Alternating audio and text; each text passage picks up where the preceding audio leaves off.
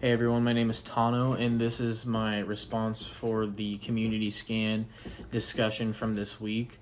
If I'm looking like off to the screen, it's because I have my scan up on the other screen, so I can get my data from my graph off.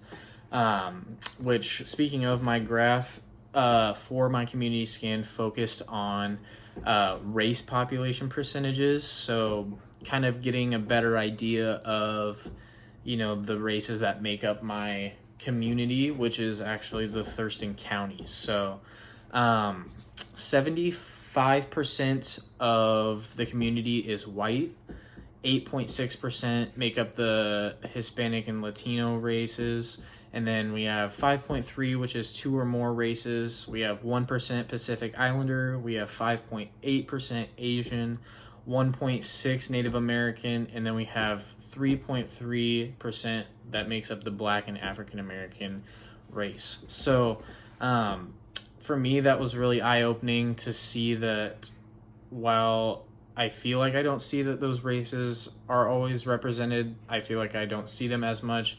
Having the data allows me to recognize that they are being represented in the community, which is one of the things that I felt for the innovation, which I talk about in my summary on my document, is wanting to have a community where anybody is included. And for me, seeing that data also represents that those communities or those races are being represented in the community. One of the things that pushed my thinking is from the community scan is like trying what ways can I make a difference for people that may need these resources, whether it's childcare or housing or food or anything like that. How can I personally be somebody that can share that information with those who need it? And I feel like now I have a better understanding of the resources that are actually out there. I have not had to use a lot of these, although I was part of like some of the childcare ones growing up because of my parents' work schedules and stuff like that. So I know of those, but after doing this assignment, I am able to give that information to people who either may, be embarrassed, or, people that actually need these resources who may not know that they're available to them. I'm able to now provide them with that so that they can get the things that they need. One of the things that I was surprised about from the community scan was the fact that my area actually is like I actually live in the capital for my state.